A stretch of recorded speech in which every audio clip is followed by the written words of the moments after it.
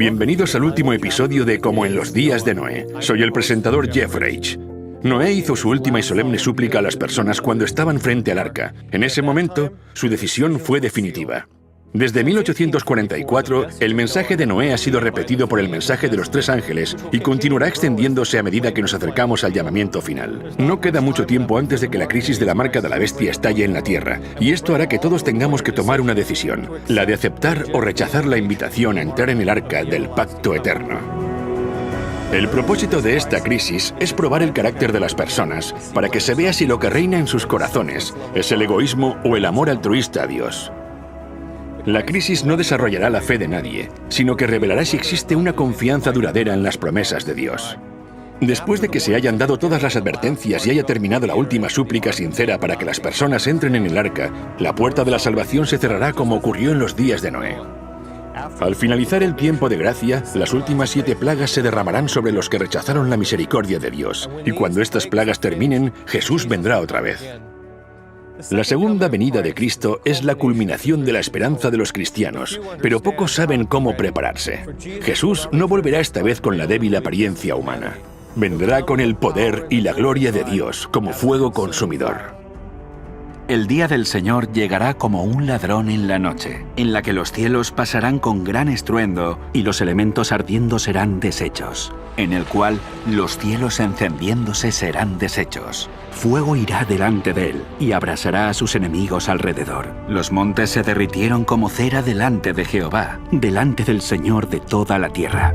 Los peces del mar, las aves del cielo, las bestias del campo y toda criatura que se arrastra sobre la tierra, y todos los hombres que están sobre la faz de la tierra, temblarán ante mi presencia. Y se desmoronarán los montes y los vallados caerán, y todo muro caerá a tierra, y todas sus ciudades serán asoladas delante de Jehová, delante del ardor de su ira. Será quebrantada del todo la tierra. Enteramente desmenuzada será la tierra, en gran manera será la tierra conmovida. Temblará la tierra como un ebrio, y será removida como una choza. Vendrá nuestro Dios y no callará.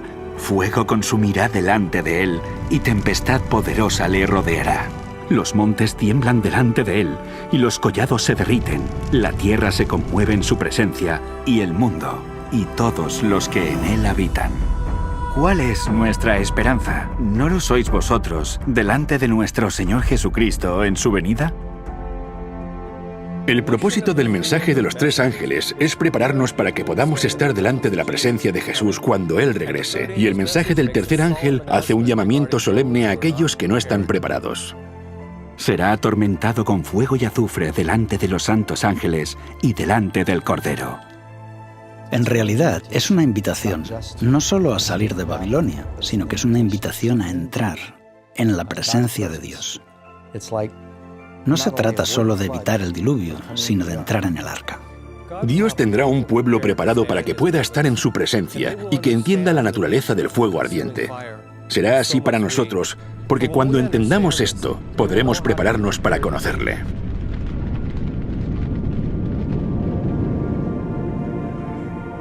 La presencia de Dios. Cuando uno piensa en el reino de los cielos, cuando uno piensa en el trono de Dios, la Biblia dice en Daniel 7 que su trono es como llama de fuego y sus ruedas fuego ardiente. Si uno lee cómo comenzó todo, la caída de Lucifer, la Biblia dice que se paseaba en medio de las piedras de fuego. En Hebreos la Biblia dice que sus ángeles son ministros de llama de fuego. Aquellos que sean redimidos, un día estarán sobre el mar de cristal mezclado con fuego.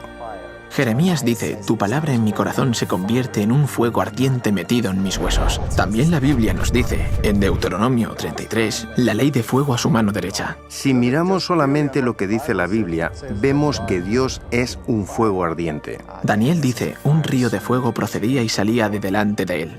Encontramos que Dios es un ser de fuego. Así que Dios es fuego.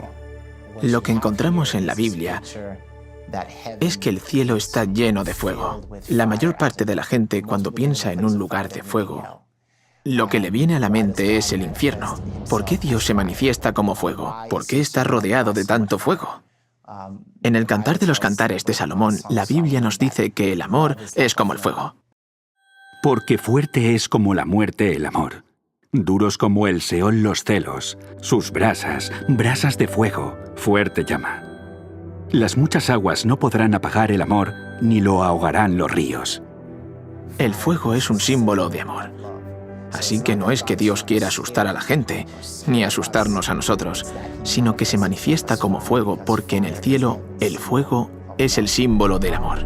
Dios quiere que podamos habitar en su presencia, pero como hemos pecado, ese fuego nos da miedo. El pecado es un material combustible.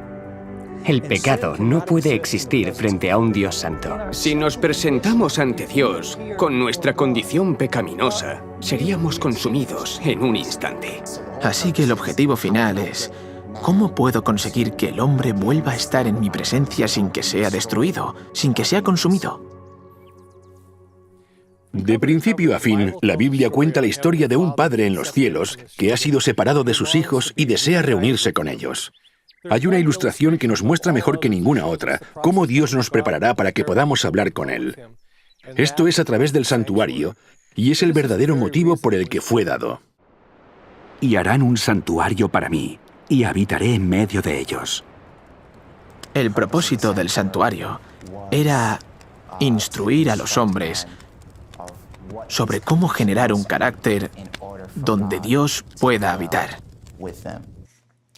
Dios quiere habitar con su pueblo, pero no puede hacerlo mientras se aferre al pecado.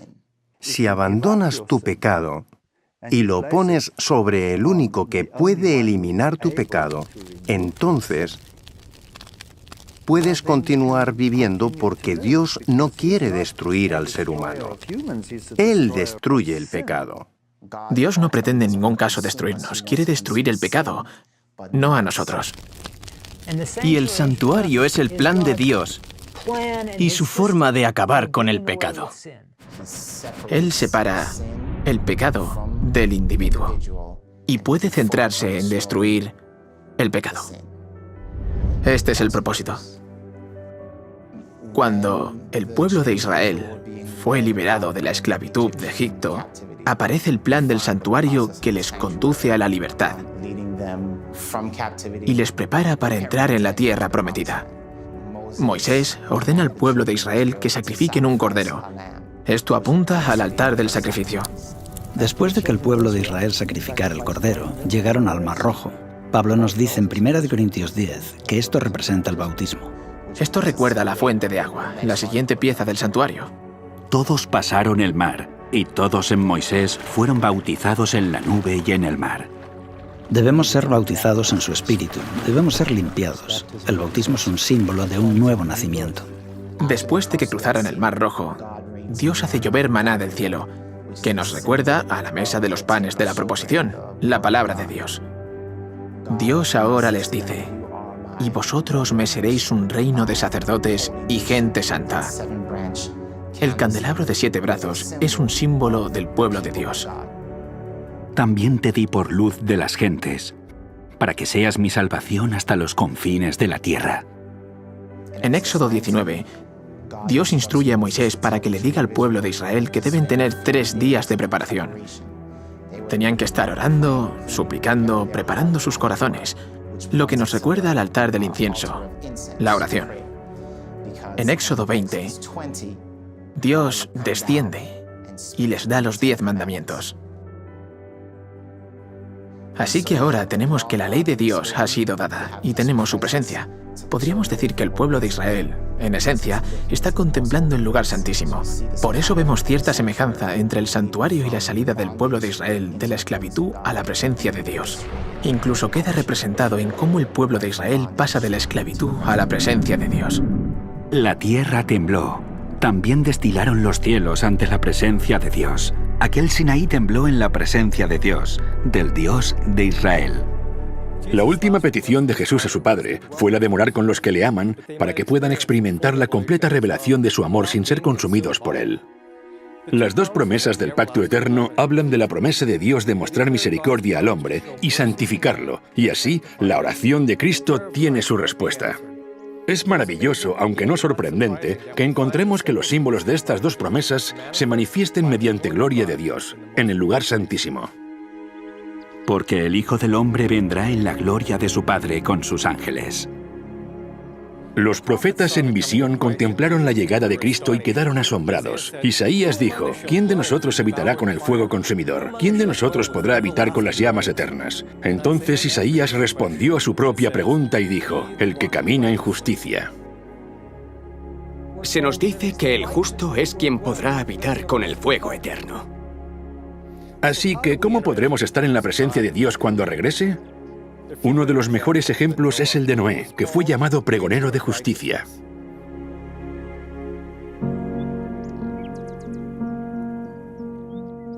La idea de entrar en la presencia de Dios se encuentra en la historia de Noé, porque Noé y su familia entraron en la presencia de Dios cuando por fe entraron en el arca.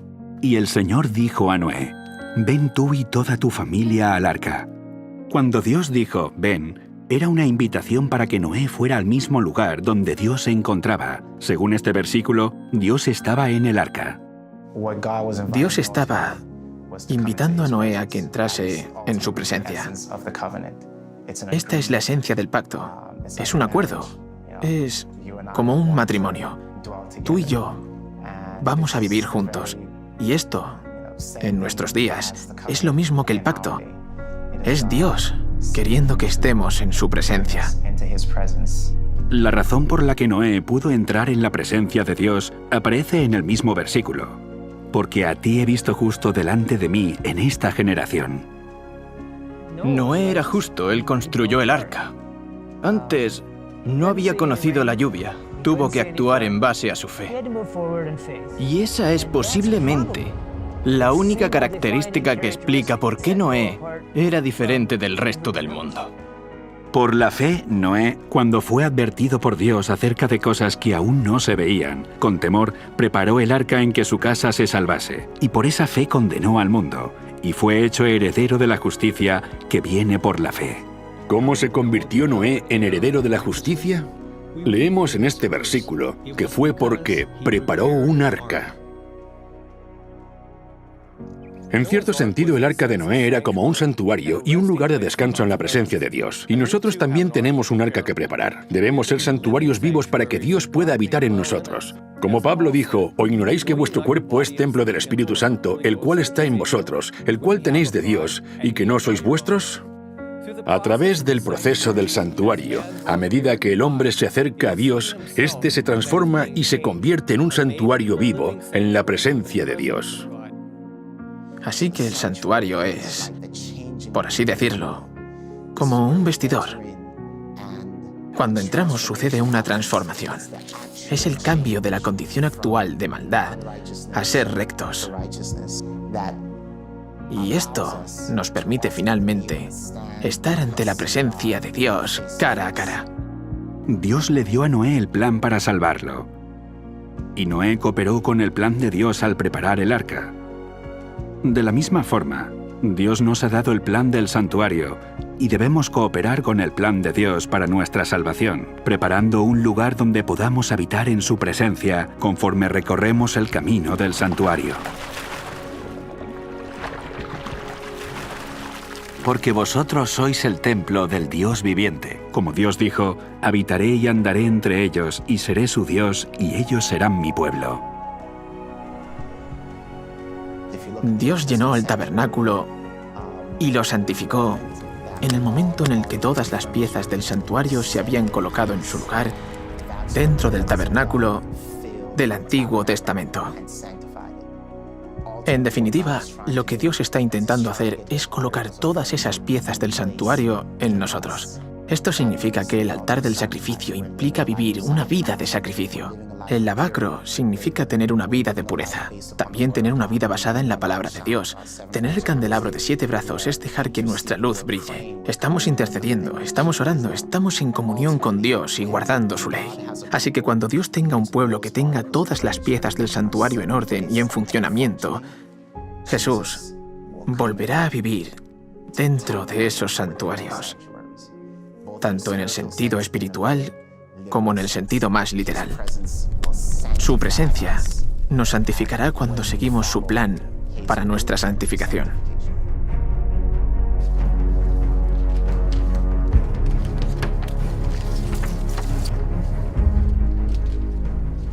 Muchos cristianos se preguntan por qué Jesús aún no ha regresado. ¿A qué espera? Bien, Jesús mismo nos dice que como en los días de Noé, así será la venida del Hijo del Hombre. Así que podemos hacernos la pregunta, ¿a qué esperaba Dios en los tiempos de Noé antes de enviar el diluvio? Pedro dice, cuando Dios esperaba con paciencia en los tiempos de Noé mientras se construía el arca. Dios esperó a que se construyera el arca para enviar el diluvio, y hoy Jesús espera por la misma razón. No espera a que las grandes multitudes que hay en la tierra se hundan más aún en el pecado. Espera a los pocos que se rendirán totalmente a Él, para que estén preparados y puedan ser instrumentos vivos, listos para alojar la presencia de Dios.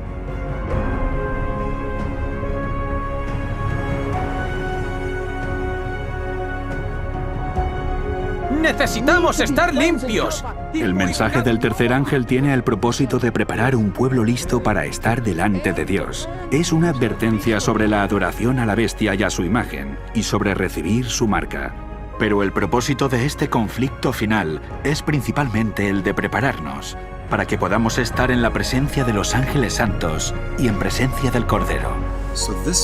Este mensaje nos guía al lugar santísimo ante la presencia del Cordero. Por esta razón, el mensaje del tercer ángel y el santuario están conectados. La presencia de Dios estaba en el lugar santísimo del santuario del Antiguo Testamento. El sumo sacerdote solo podía entrar al lugar santísimo una vez al año, pero ahora se nos llama a seguir al sumo sacerdote al lugar santísimo mediante la fe. Así que, hermanos, mediante la sangre de Jesús, tenemos plena libertad para entrar en el lugar santísimo. Hebreos 10:19 habla de entrar en el lugar santísimo mediante la fe. Y para los cristianos este ha sido un concepto muy difícil de entender. Primero, porque muchos no saben que existe un santuario en el cielo. Pero cuando entienden este concepto, no saben exactamente qué significa. El lugar santísimo del santuario celestial contenía los 10 mandamientos, y en el centro de los 10 mandamientos está el sábado, que es la clave para guardar el resto de los mandamientos. Este es un detalle muy importante, porque el mensaje del tercer ángel habla sobre los que reciben la marca de la bestia. Así que el mandamiento del sábado conecta claramente en el mensaje del tercer ángel con el santuario, porque el mensaje del tercer ángel aborda la cuestión del sábado o domingo, y el lugar santísimo es por supuesto donde se encuentra la ley, y en el centro de la ley está el sábado. Cuando vemos la relación entre el mensaje del tercer ángel en Apocalipsis 14 y el lugar santísimo, logramos entender qué es lo que va a suceder con los justos y qué es lo que ocurrirá con los malvados. Aquellos que rechacen el mensaje de los 3 ángeles, y en particular aquellos que adoren a la bestia y a su imagen y reciban su marca, sufrirán el castigo por fuego. Eso es lo que dice el mensaje del tercer ángel. No podrán soportar la presencia del fuego, sino que serán consumidos por el fuego. Y será atormentado con fuego y azufre, en presencia de los santos ángeles y en presencia del Cordero. Pablo hace una advertencia acerca del mensaje del tercer ángel en 2 de Tesalonicenses. Y a vosotros que sois atribulados, daros reposo con nosotros, cuando se manifieste el Señor Jesús desde el cielo, con los ángeles de su poder, en llama de fuego, para dar retribución a los que no conocieron a Dios, ni obedecen al Evangelio de nuestro Señor Jesucristo, los cuales sufrirán pena de eterna perdición, excluidos de la presencia del Señor y de la gloria de su poder. En este versículo, la declaración afirmativa que nos muestra cómo prepararnos para el momento cuando el Señor Jesús sea revelado, aparece en la orden, daros reposo con nosotros.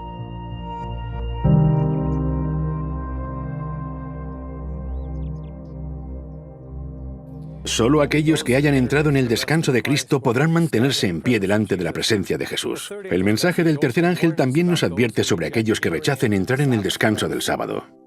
Y no tienen reposo de día ni de noche los que adoran a la bestia y a su imagen, ni nadie que reciba la marca de su nombre.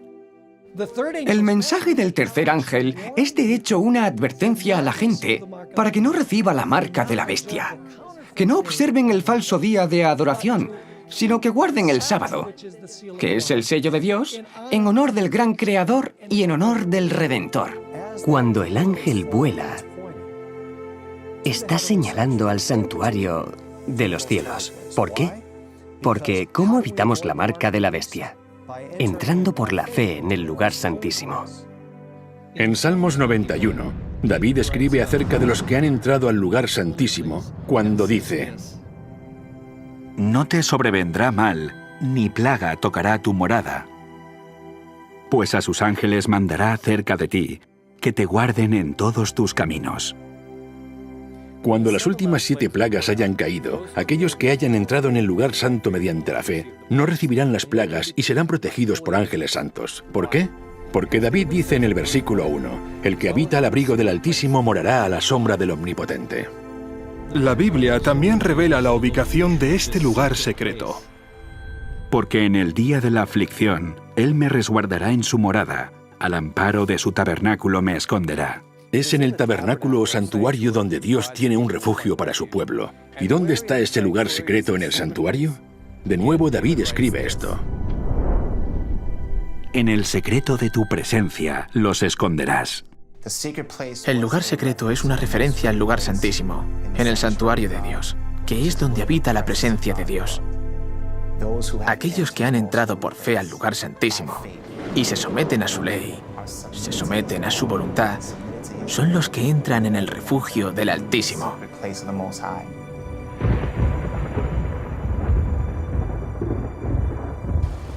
El Salmo 91 dice que la plaga no se acercará a ellos.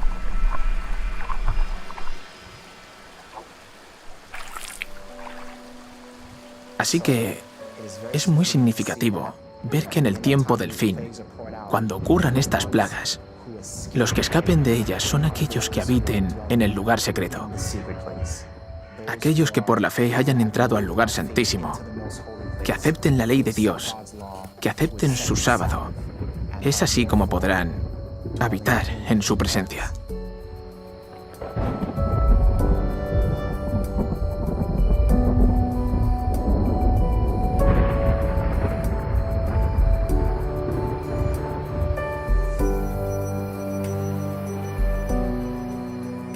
En el lugar santísimo del santuario está la presencia de Dios, el arca del pacto, y dentro del arca estaban los 10 mandamientos, también llamados el testimonio.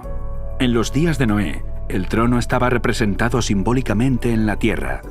Dentro del arca estaba la presencia de Dios, estaba el arca en sí misma, y dentro del arca estaban los testimonios vivos, en cuyos corazones y mentes había sido escrita la ley de Dios. Habían entrado en el arca, en la presencia de Dios, que nos recuerda al lugar santísimo, y en sentido espiritual habían aceptado el pacto. Esta escena no es sino una representación simbólica de ese día final, cuando aquellos que hayan aceptado el pacto eterno estén delante de la presencia de Cristo cuando Él regrese. Dios quería decir al hombre: mira, esto es lo que quiero para ti. Quiero que puedas estar en mi presencia sin que seas destruido.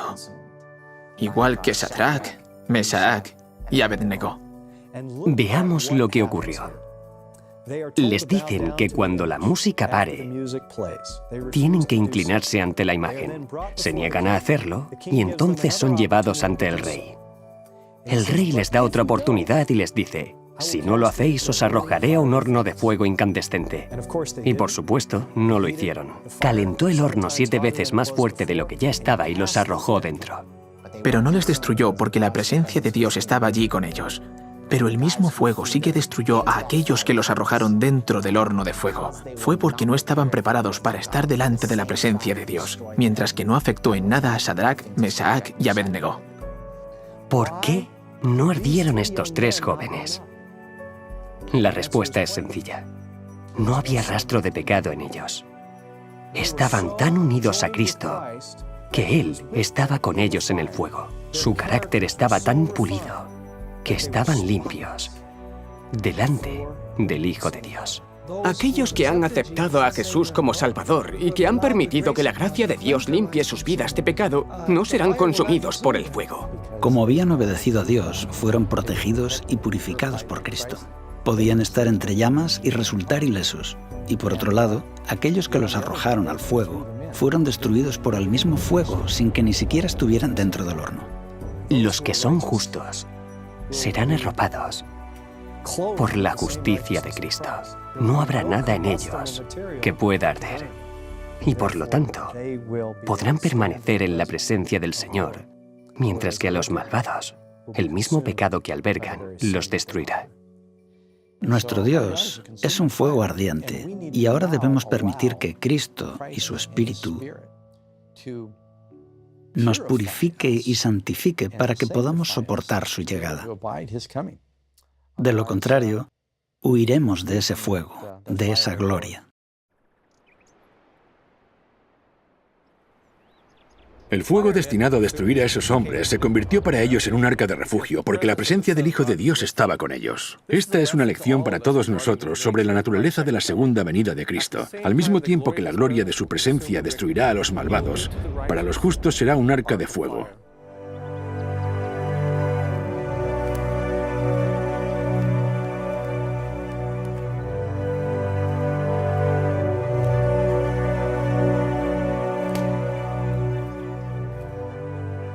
Como se derrite la cera delante del fuego, así perecerán los impíos delante de Dios.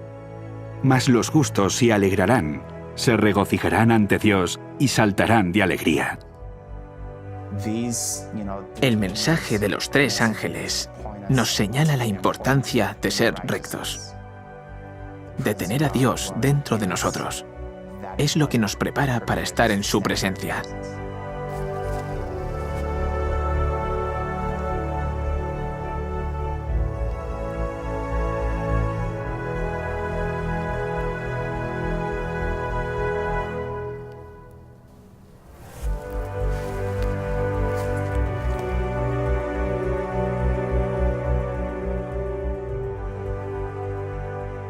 La misión que Jesús vino a cumplir en la tierra se revela en su última oración.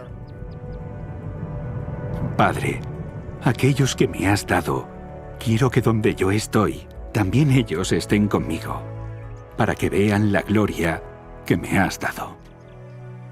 La última petición de Jesús a su Padre fue la de habitar con aquellos que le aman, para que puedan experimentar la completa revelación de su amor sin ser consumidos por él. Las 2 promesas del pacto eterno cumplen este propósito. Declaran la promesa de Dios de mostrar clemencia al hombre y santificarlo para que la oración de Cristo reciba respuesta.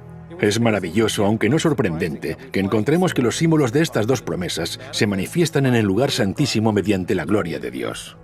El sábado es la señal de la promesa de Dios de santificar al hombre, para que pueda habitar en la presencia y la gloria de Dios.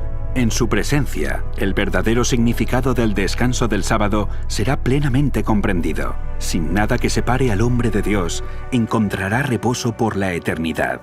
No habrá más tristeza, no habrá más dolor, ni enfermedad, ni sufrimiento. En tu presencia hay plenitud de gozo, dijo David. En la presencia de Dios, el hombre encontrará el verdadero significado del descanso del sábado. Por lo tanto, es en la manifestación de la presencia de Dios en el lugar santísimo donde vemos representado el simbolismo y la importancia del sábado. Esto, unido a la manifestación del fuego ardiente, es donde Ezequiel vio la señal de la promesa de misericordia, y vi apariencia como de bronce refulgente, como apariencia de fuego dentro de ella en derredor, desde el aspecto de sus lomos para arriba, y desde sus lomos para abajo vi que parecía como fuego, y que tenía resplandor alrededor. Entonces Ezequiel describe en detalle este resplandor que rodea la presencia de Dios. Como parece el arco iris que está en las nubes el día que llueve, así era el parecer del resplandor alrededor. Esta fue la visión de la semejanza de la gloria del Señor.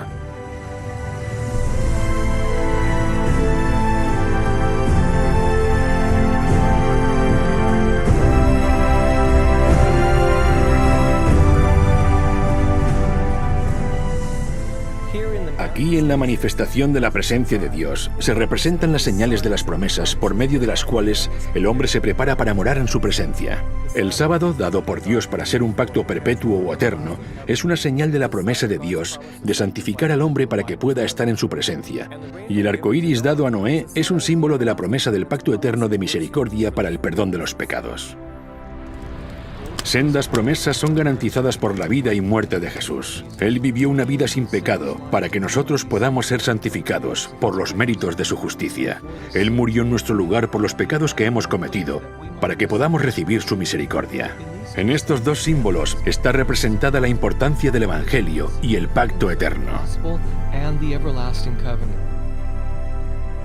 Todo para que el Señor, separado de sus hijos por culpa del pecado, pueda de nuevo reunirse con ellos cuando regrese. Y a aquel que es poderoso para guardarlos sin caída y para presentarlos sin mancha delante de su gloria con gran alegría, al único y sabio Dios, nuestro Salvador. Sea gloria y majestad, imperio y potencia, ahora y por todos los siglos. Amén. El llamado era a entrar en el arca. En realidad era una invitación para que las personas entraran dentro de la seguridad del arca, que es el lugar secreto del Altísimo, el lugar santísimo del santuario. Esa es la invitación que ha estado anunciándose desde 1844. Ha estado llamando la atención de la humanidad hacia el arca del pacto, donde se encuentra la ley de Dios y donde además se encontraba la presencia de Dios. Es como si este mensaje invitase a la humanidad a entrar al lugar secreto del Altísimo, donde hay seguridad. En esta ocasión no será el diluvio de la destrucción lo que caiga sobre los malvados, sino el fuego. Nuestro mensaje es el mismo: entrad al arca. Pero no al arca que construyó Noé, sino al arca que Moisés colocó en el lugar santísimo. En realidad, el lugar secreto es la presencia de Dios.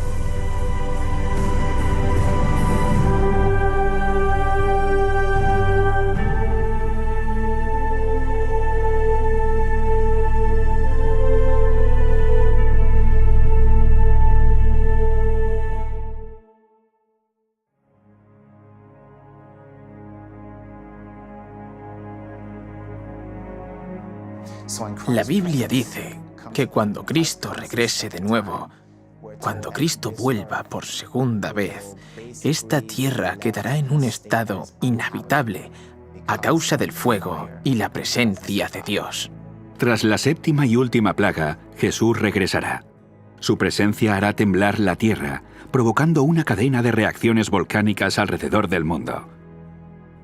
Y a tu presencia se escurriesen los montes, como fuego abrasador de fundiciones, fuego que hace hervir las aguas.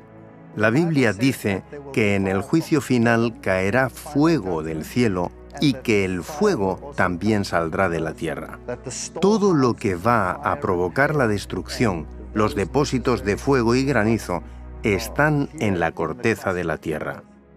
En los días del diluvio, ciudades, personas, animales y bosques inmensos fueron sepultados y después se han convertido en carbón y petróleo. Estos elementos que están bajo la superficie de la Tierra son altamente inflamables. Cuando las rocas se calientan, si entran en contacto con el agua, el calor intenso provoca terremotos, volcanes y grandes grietas en la corteza terrestre. Esto hará que el mundo prediluviano, que fue sepultado por el agua en las profundidades de la tierra, salga a la luz y se emplee en la destrucción del mundo por el fuego. Imaginemos el monte Santa Elena, multiplicado por 100, por 1000. Sabemos que ahora mismo están teniendo lugar erupciones volcánicas masivas. En la destrucción final habrá catástrofes a una escala que no nos podemos imaginar. En el tiempo de Noé, el agua cayó del cielo y el agua surgió de las profundidades de la tierra. En el tiempo del fin, el fuego será usado de la misma forma. Los rayos que caían del cielo se unirán con el fuego de la tierra y arderán las montañas como un horno y expulsarán terroríficos ríos de lava, cubriendo jardines y campos, pueblos y ciudades. La tierra colapsará. Por todas partes habrá espantosos terremotos y erupciones. Isaías 24, versículo 5, dice el porqué de todo esto. Y la tierra se contaminó bajo sus moradores, porque traspasaron las leyes, falsearon el derecho y quebrantaron el pacto sempiterno. Por esta causa, la maldición consumió la tierra, y sus moradores fueron asolados. Por esta causa fueron consumidos los habitantes de la tierra, y disminuyeron los hombres. Es interesante que diga que traspasaron las leyes. En el libro de Deuteronomio encontramos que el pacto, los 10 mandamientos, se escribió en tablas de piedra. Así que la causa principal es la falta de consideración que las personas han tenido por la ley de Dios y más concretamente por su sábado. Aunque en el tiempo de Noé el mundo entero fue destruido, en las páginas del Génesis vemos que solo quedaron con vida Noé y los que estaban con él en el arca. En el tiempo del fin ocurrirá lo mismo. Solo aquellos que hayan entrado en el arca del pacto eterno serán salvos. Durante este tiempo recibirán la misma misericordia que preservó a Noé durante el diluvio. El arco iris que Noé y su familia vieron después del diluvio, en cierta forma era un pacto eterno que no solo les incluía a ellos y a las siguientes generaciones, también incluiría a la generación de Dios en el tiempo del fin, que sería protegida en medio de las convulsiones que tienen lugar en la tierra durante la 7ª plaga, tal y como aparece en el libro de Isaías. Dios promete que, al igual que el pacto que hizo con Noé, Él mantendrá ese pacto con su pueblo. Aunque durante el diluvio la tierra colapsó, Él preservó a Noé y lo ratificó con la promesa del arco iris. Dios dice que hará lo mismo con su pueblo en el tiempo del fin. Con un poco de ira escondí de ti mi rostro por un momento, pero con misericordia eterna tendré compasión de ti, dijo el Señor tu Redentor. Porque esto no será como en los días de Noé, cuando juré que nunca más las aguas de Noé pasarían sobre la tierra. Así he jurado que no me enojaré contra ti, ni te reñiré. Porque los montes se moverán, y los collados temblarán, pero no se apartará de ti mi misericordia, ni el pacto de mi paz se quebrantará, dijo Jehová, el que tiene misericordia de ti. En este pasaje, Dios confirma con la última generación el pacto de misericordia que Él estableció con Noé antes del diluvio.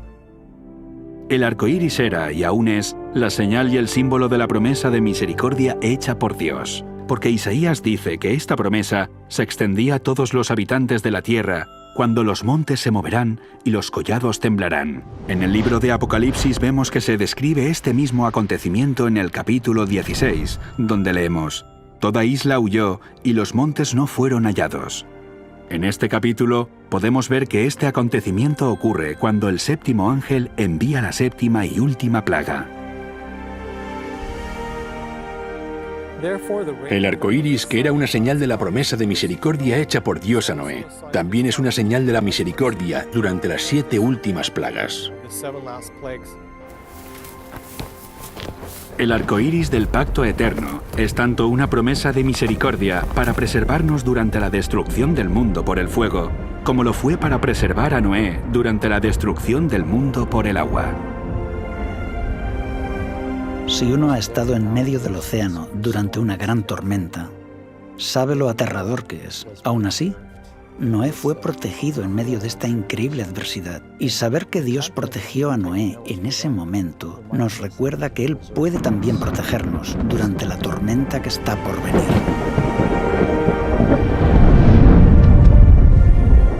Incluso cuando caiga la 7ª plaga y el mar se trague las montañas, Él dice: «Durante ese tiempo mantendré mi promesa de protegerte». Dios es nuestro amparo y fortaleza, nuestro pronto auxilio en las tribulaciones. Por tanto, no temeremos aunque la tierra sea removida y se traspasen los montes al corazón del mar. Aunque bramen y se turben sus aguas, y tiemblen los montes a causa de su braveza.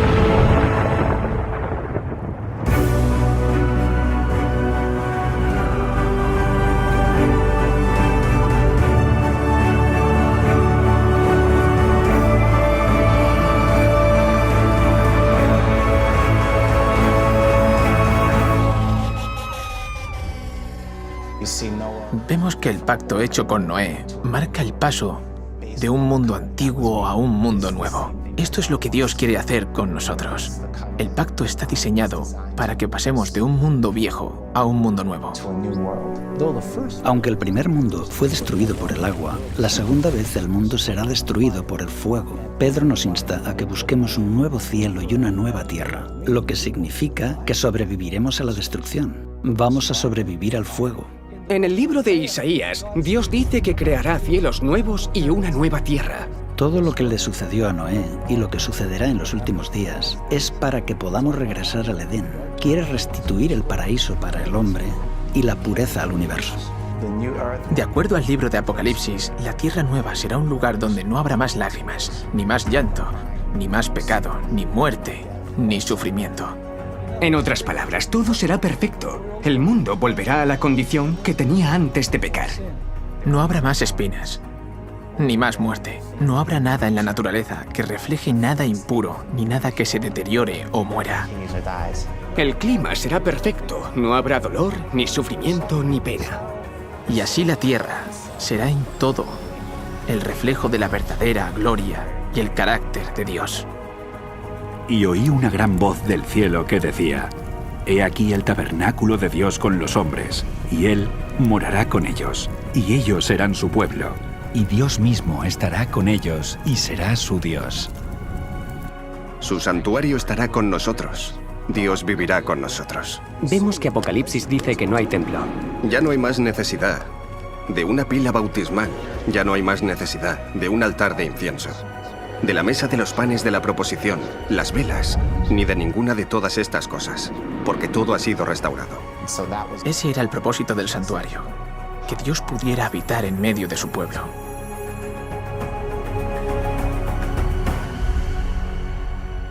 No hay necesidad de templo porque Dios es el templo, habita con el hombre. Ahora el santuario está completo, gracias a Dios, gracias a Cristo. Y nosotros, su pueblo, nosotros los que elegimos estar ahí, reinaremos con Él para siempre. Dios desea hacer de este lugar una nueva tierra, y lo hará. Pero solo aquellos que acepten el pacto y entren en el arca vivirán para salir del arca y ver cómo esto se cumple.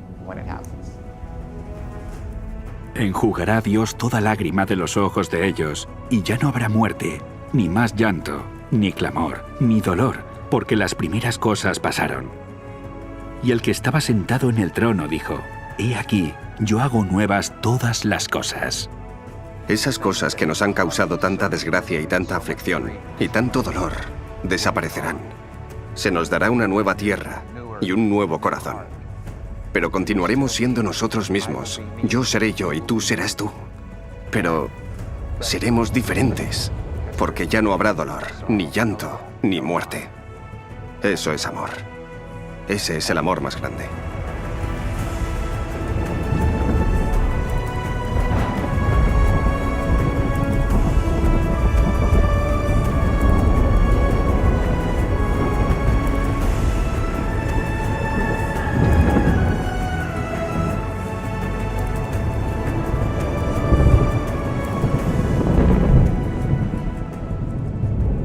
Podemos retroceder por esta línea de tiempo y ver cómo la profecía bíblica predijo cada evento, desde la historia de Noé y el diluvio, la profecía de las 70 semanas que anunciaba el sacrificio de Cristo, la corrupción y la restauración del santuario, y los acontecimientos que ahora estamos viviendo. Con este registro histórico, podemos saber con certeza que estamos al final del juicio, viviendo en los últimos días. Los días de Noé han terminado. La puerta de la misericordia está casi cerrada y las últimas profecías de Apocalipsis se están cumpliendo rápidamente ante nosotros. El papado y los Estados Unidos se están aliando. Protestantes y católicos se están uniendo.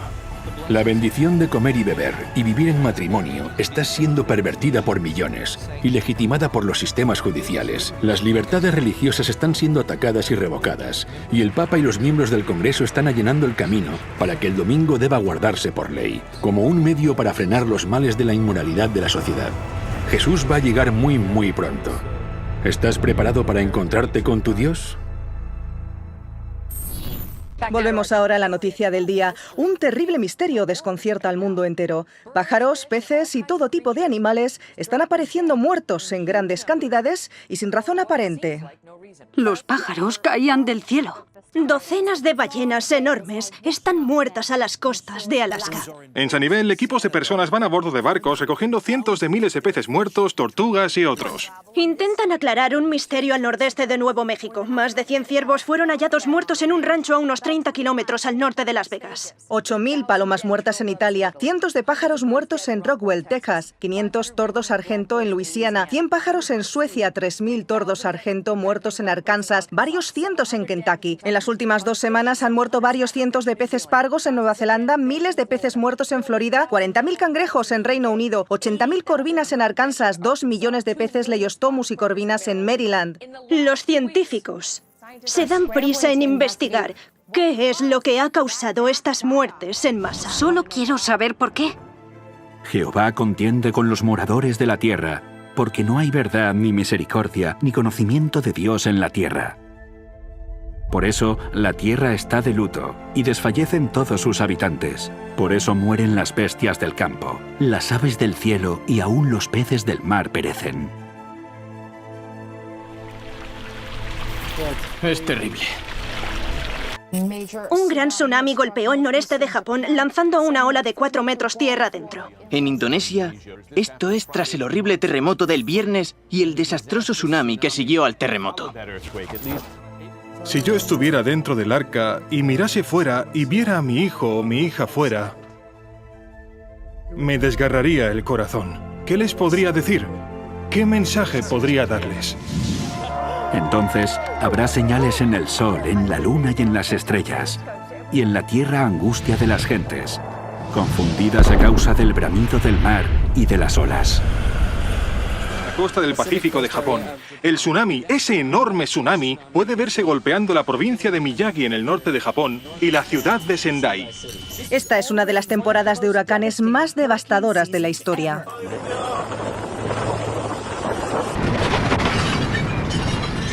Objetos en llamas cayendo desde el cielo después de que un meteorito explotase en la Tierra, causando un inmediato desastre. En estos momentos impactan varios tornados en Oklahoma, uno de ellos de 1,5 kilómetros de envergadura. Incendios descontrolados al oeste. Solamente en California hay más de una docena ardiendo.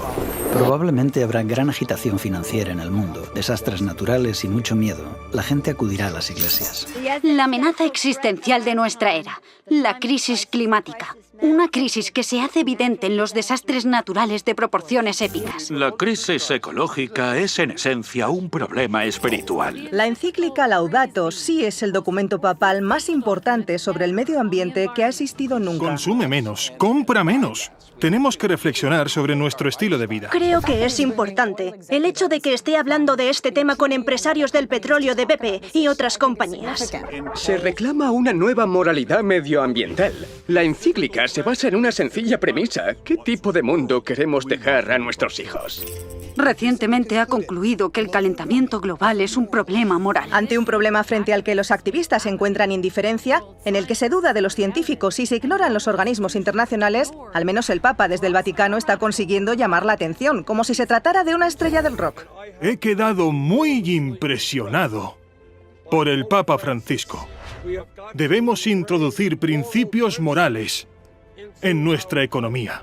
Protestantes y católicos están uniendo sus fuerzas. Secretario General de la Iglesia Reformada de América asistió a una iglesia presbiteriana en los Estados Unidos. De Estados Únicos, el presidente de la Convención Nacional Bautista, superintendente general de la Iglesia Internacional de Santidad Pentecostal, presidente de la Asociación Nacional de Evangélicos, Sir Bernard Senior, presidente del Consejo de Iglesias de la ciudad de Nueva York. Viajó a Suecia para encontrarse con el presidente de la Federación Luterana Mundial. Ambos firmaron una declaración donde se comprometen a mejorar las relaciones entre católicos y luteranos. Porque en 1999, la Iglesia Católica y la Iglesia Luterana firmaron un acuerdo que llevó al fin de la protesta.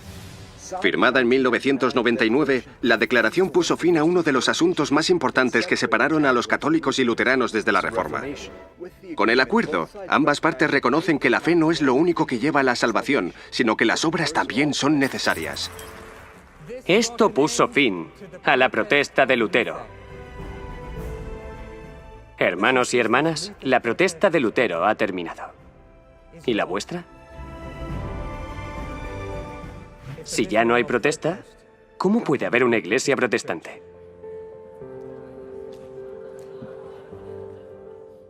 Tal vez ahora todos seamos de nuevo católicos. Una de las cosas que Dios ha puesto en nuestro corazón es que dejemos nuestras diferencias a un lado y que nos unamos. Y luego se habla de los pentecostales, carismáticos, evangélicos, fundamentalistas, católicos, metodistas, bautistas, presbiterianos y etcétera, etcétera. Bien, todos dirían, nosotros creemos en la Trinidad, creemos en la Biblia, creemos en la resurrección, creemos que la salvación es a través de Jesucristo. Estos son los temas importantes. Pero lo más importante es que si amas a Jesús, todos estaremos en el mismo equipo. Los líderes protestantes se unirán con el Estado y formarán una imagen para la bestia. Cuando uno mira a los ojos a Benedicto XVI, ¿qué ve? A Dios. Yo creo en una América donde la separación entre la Iglesia y el Estado es absoluta. Donde ningún prelado católico le diría al presidente, si fuera católico, cómo actuar. Y ningún ministro protestante le diría a sus feligreses a quién votar. Como sabrás, ese discurso ha sido leído por millones de americanos. ¿Por qué no estás de acuerdo con él? Porque la primera línea importante del discurso dice: creo en una América donde la separación de la Iglesia y el Estado es total. Yo no creo en una América donde la separación de la Iglesia y el Estado es total.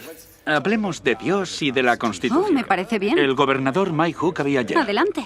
En esta contienda tengo oponentes que no quieren cambiar la Constitución, pero yo creo que es mucho más fácil cambiar la Constitución de lo que costaría cambiar la palabra de Dios viviente. Y eso es lo que tenemos que hacer, modificar la Constitución para que cumpla los estándares de Dios, antes que cambiar los estándares de Dios para que se ajusten a la forma en la que nos relacionamos unos con otros y dentro de la familia. Cuando la América protestante haga esto, entonces habrá formado la imagen de la El bestia. gobierno estará junto a los católicos americanos para promover los valores que todos compartimos como cristianos y americanos. La separación entre la Iglesia y el Estado no está en la Constitución, no está en la Declaración. Deberíamos ejercer una influencia sobre las artes y el entretenimiento, sobre los medios de comunicación, los deportes, sobre la educación, sobre el gobierno. Aumentar la libertad religiosa, reduciendo las restricciones sobre las iglesias a las que ahora les estaría permitido ser políticamente activas. El presidente hizo hoy unas declaraciones en el despacho oval, rodeado de líderes religiosos evangélicos y miembros de grupos religiosos. Firmó una proclamación que establece el domingo como día de oración para aquellos... Nuestra herencia cristiana será amada, protegida, defendida, como nunca antes se ha visto. El poder político presionará con el fin de usar el poder militar y policial para perseguir a los que creen en la verdad bíblica. Anuncio cuál será nuestro siguiente paso. Crear un cuerpo especial para la libertad religiosa. Está claro que este cuerpo especial no se ocupará de la libertad religiosa de todos. Algunos críticos incluso lo están llamando un guiño al nacionalismo cristiano. Más de 80 importantes representantes del gobierno se unirán para promover la libertad religiosa. Son algunas de las personas más poderosas del país y ahora han hecho historia al reunirse en la Casa Blanca como parte del gabinete de estudio de la Biblia del presidente. Así que, ¿qué hay detrás de este despertar espiritual en la Casa Blanca? En las últimas elecciones, el 80% de los cristianos evangélicos blancos votaron a Donald Trump. Esto le ha conferido un enorme apoyo y tienen un gran poder político para influir en la política gubernamental. El consejero evangélico del presidente Trump asegura que Dios le ha dado la autoridad para sacar al dictador norcoreano Kim Jong-un. El pastor Jeffers cita una parte del texto bíblico de Romanos 13 que dice: pues es servidor de Dios, vengador, para castigar al que hace lo malo. Especialmente Romanos 13 le da al presidente Trump la autoridad moral para usar la fuerza que sea necesaria. ¿Es este el presidente más evangélico que ha visto? Sí, por supuesto, no creo que haya ningún otro. Y pedirán la intervención del Estado, y la gente obedecerá por miedo. Estamos erosionando lentamente la religión cada vez que se nos presenta la oportunidad. Posiblemente necesitaríamos debatir un proyecto de ley que requiera que cada americano vaya a la iglesia de su elección el domingo. Y que ninguno pudiese comprar ni vender, sino el que tuviese la marca. ha sufrido una pérdida de unos 37 puntos, así que las acciones de Apple se están viendo afectadas. Las bolsas cayendo entre un 3 y un 4,5% en todos estos mercados. Cuéntanos sobre la velocidad con la que se está deteriorando este mercado. 676 puntos menos. Ha sido el peor día en Wall Street desde la crisis de 1987. Algunos las llaman las ideas radicales de la Iglesia Católica para solucionar la crisis económica mundial. El Papa Benedicto XVI está llamando a un nuevo orden financiero mundial. En la tercera encíclica de su pontificado, Benedicto denuncia el ansia de lucro que domina en la economía globalizada y lamenta que la codicia haya traído la peor recesión desde la Gran Depresión. El Vaticano ha dicho que la desigualdad económica en todo el mundo es muy peligrosa. Que la economía global debe estar basada en un comportamiento ético y que los sistemas financieros deben trabajar para lograr el bien común universal. El Vaticano propone el establecimiento de un Banco Mundial Central. Una propuesta para crear una nueva autoridad financiera que incluya un Banco Mundial Central y un nuevo impuesto sobre transacciones financieras internacionales. Este jueves, el Papa Francisco instó a los oprimidos a cambiar el orden económico mundial. La situación de la economía en todo el mundo es complicada. No solo en Estados Unidos, lo es en todas partes. Y creo que tienen que haber muchos cambios en las políticas y el Papa claramente tiene una opinión al respecto. ¿Existe la posibilidad de que haya una nueva moneda mundial que sustituya al dólar? La crisis de la deuda en Grecia hace caer en picado el mercado de valores. Sería una medida real que frenaría el declive del poder americano en la esfera mundial. Así que lo que necesitamos hacer ahora es crear un nuevo orden mundial. La cuestión del sábado se convertirá en algo muy importante en el mundo. Háblenos del día de descanso. ¿Qué significa? Dejando a un lado la religión, lo que significa para usted. Una de las propuestas, la propuesta política que está de alguna manera asociada al descanso semanal, es que como sociedad tenemos derecho a tomar control sobre nuestro tiempo y como sociedad democrática queremos recuperar algunas de las normativas sobre lo que se puede y no se puede hacer un día de la semana. Y tal vez queramos empezar pensando en formas de animar a la gente a que no trabaje durante ese día. La Iglesia Adventista es una denominación cristiana y una de las cosas en las que creemos es en la observancia del sábado. Así que desde pequeño fui educado para guardar el sábado. Comienza la puesta del sol del viernes hasta la puesta del sol del sábado, tal y como se menciona en los 10 mandamientos. Acuérdate del día de reposo para santificarlo. Debo confesar que en mi primer encuentro con Devon he aprendido algo. Todos estos años pensé que el día de descanso era el domingo. Cuando voy a la iglesia y decimos, guarda el día de descanso, guarda el día de descanso en la iglesia bautista, tú me has corregido y me has dicho, no, el domingo es el primer día de la semana. El día de descanso, Sabbat, es el viernes al anochecer, al sábado al anochecer. Así es. Corrígeme si me equivoco. El día de descanso es el sábado porque en 6 días Dios creó el mundo y en el séptimo día descansó. Con el tiempo algunos cristianos lo cambiaron, convirtieron el primer día de la semana en el día de descanso porque ese era el día en el que a Jesús le ocurrieron ciertos acontecimientos importantes. Constantino fue el que cambió el día de descanso del sábado al domingo. En ninguna parte de la Biblia encontramos evidencias de que nadie, excepto Dios, puede hacer ese cambio. ¿La verdadera libertad es trabajar el domingo? Lo que dice es que trabajar el domingo, el duro trabajo que la gente hace durante el fin de semana, tiene un impacto negativo en sus vidas. La ley dominical. La Biblia dice que este tipo de leyes se aprobarán. Se las llama las leyes azules. Son un indicador de que se acerca el fin del tiempo de gracia. Está muy cerca. Aún hay estados que conservan leyes azules en su legislación. Son las leyes que restringen lo que se puede comprar el domingo. Está basado en un concepto cristiano traído a este país hace siglos, en la época colonial. Y aquel que no cumpla estas leyes civiles, que están instigadas por la Iglesia, será perseguido.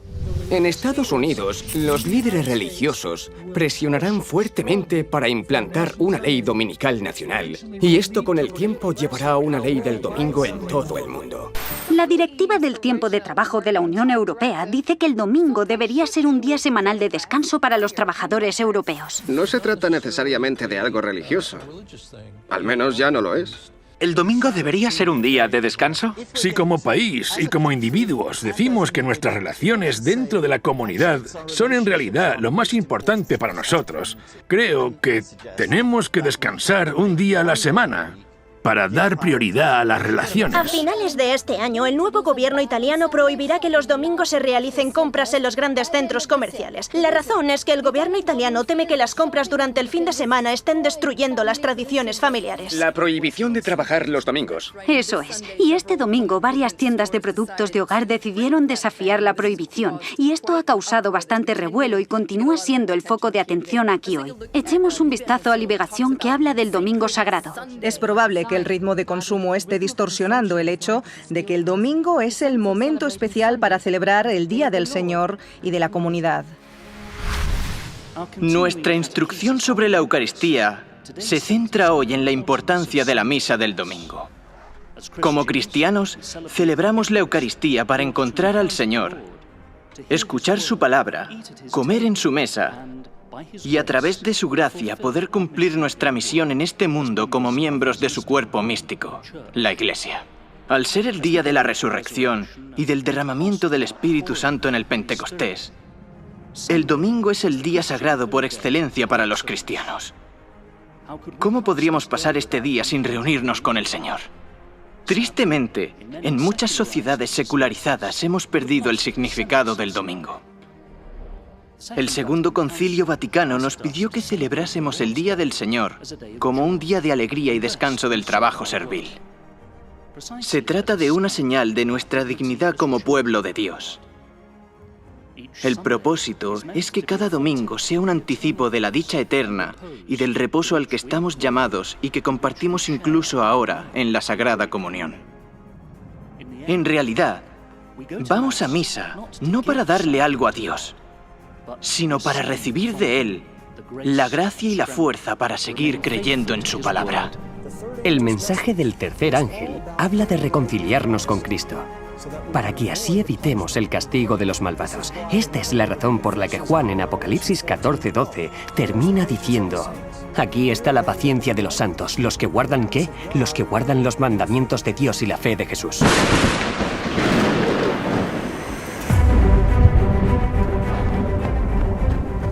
Vivimos al final del tiempo del juicio al mundo. La crisis final está próxima, pero la puerta del arca aún está abierta y Jesús aún nos extiende su mano. Ahora es el momento de entrar en el pacto eterno, entrando en su descanso. Solo aquellos que reciban la misericordia de Dios y sean santificados encontrarán refugio con Cristo en Dios hasta que pase la desolación. Vuelve tu rostro al trono de Dios y allí verás el arco iris del pacto, la promesa viva de Dios. Quien se apropia de las provisiones de misericordia que han sido hechas y se apodera de los méritos de la vida y la muerte de Cristo, tiene en el arco iris de la promesa la bendita seguridad de la aceptación del Padre mientras exista el trono de Dios. Mientras se derraman las últimas 7 plagas y durante la venida de Cristo, los justos habitarán sanos y salvos en presencia del Cordero, a la espera de un nuevo cielo y una nueva tierra donde habite la justicia. Y por fin Dios habitará con el hombre.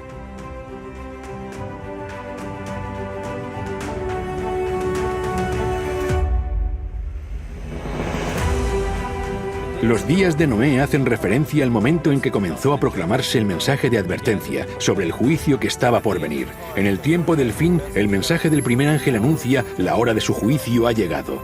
Noé predicó el Evangelio eterno, y en el tiempo del fin, el mensaje del primer ángel proclama también el Evangelio eterno. Noé tenía un mensaje para el mundo, y el mensaje de los 3 ángeles en el tiempo del fin está también dirigido a todos los que habitan en la tierra, a toda nación, tribu, lengua y pueblo. Noé invitó a que la gente renunciara a sus ídolos y a sus falsos sistemas de adoración. En el tiempo del fin, el mensaje del segundo ángel anuncia la caída de Babilonia, exponiendo su sistema falso de culto y sus pecados, y anuncian la súplica de Dios. Salid de ella, pueblo mío, para que no seáis partícipes de sus pecados, ni recibáis parte de sus plagas. En los días de Noé, las personas pasaron una prueba para ver quién confiaría las promesas del pacto eterno y entraría dentro del arca. Ahora, en el tiempo del fin, el mensaje del tercer ángel nos advierte de la prueba que está por llegar y manifestará quiénes confiaron en las promesas del pacto eterno y entraron en el descanso del sábado. Noé era pregonero de la justicia, por la fe un heredero de la justicia, lo que le preparó para entrar en la presencia de Dios. Y de la misma forma, el mensaje del tercer ángel y la crisis de la marca de la bestia revelarán también quiénes se prepararon para habitar en la presencia de los ángeles santos y en la presencia del Cordero. El arca de Noé fue como un santuario para Noé y su familia. Nos recuerda el lugar santísimo, donde encontramos la presencia de Dios, el arca y dentro del arca, el pacto de los 10 mandamientos. Es ahora cuando podemos ver el significado más profundo de esta antigua historia y cómo es una lección que nos enseña a entrar en el lugar santísimo del santuario de los cielos a través de la fe y la sangre de Jesús. También nosotros debemos estar preparados para descansar en presencia de Dios, sanos y salvos dentro del arca del pacto. Dios dijo a Noé: «Mas estableceré mi pacto contigo y entrarás en el arca». Con estas palabras, Dios invitó a Noé a entrar en su presencia. Una imagen de la última invitación de Jesús al hombre para que entre en la gloria de su presencia en su segunda venida. Las lágrimas de Noé y sus últimas súplicas a los hombres presagiaron las lágrimas de Jesús en su última y angustiosa súplica, dirigida a nosotros mediante el mensaje de estos 3 ángeles. Nos dice lo mismo que a Noé: «Entra en el arca». Así que ahora el capitán de nuestra salvación nos está invitando a entrar en el último arca con estas palabras: Inclinad vuestro oído y venid a mí. Oíd y vivirá vuestra alma, y haré con vosotros pacto eterno. Ya no habrá más pecado ni pecadores. Todo el universo quedará limpio. Toda la creación late al unísono en armonía y gozo. De aquel que todo lo creó manan vida, luz y contentamiento por toda la extensión del espacio infinito. Desde el átomo más imperceptible hasta el mundo más vasto, todas las cosas animadas e inanimadas declaran en su belleza sin mácula y en júbilo perfecto que Dios es amor.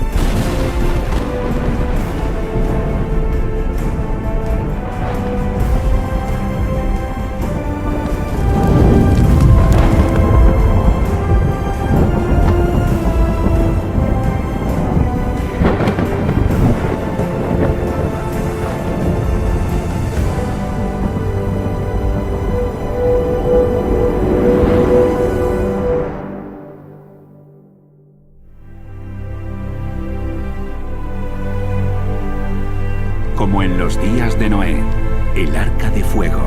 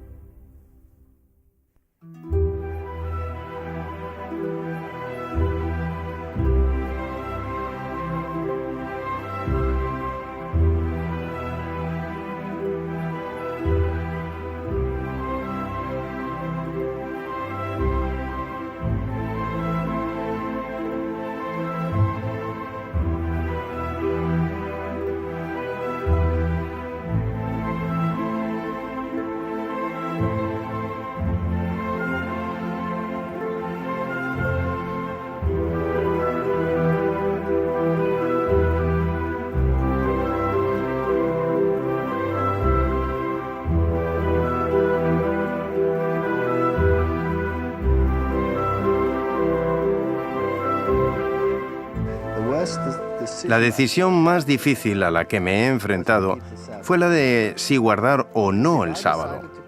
Porque si decidía guardar el sábado, eso significaba que tenía que abandonar toda mi filosofía del mundo. Perdí familia y amigos por ello, prácticamente a todos, pero gané otros nuevos. Oro por mis antiguas amistades y espero que un día vean el camino. Esta decisión tiene sus consecuencias, pero la Biblia dice que si no estás dispuesto a dejar incluso a padre, madre, esposa, amigo por Jesucristo, entonces no eres digno de Él. Cuando conocí por primera vez este mensaje, era escéptico con todas las religiones. Escéptico con la Biblia.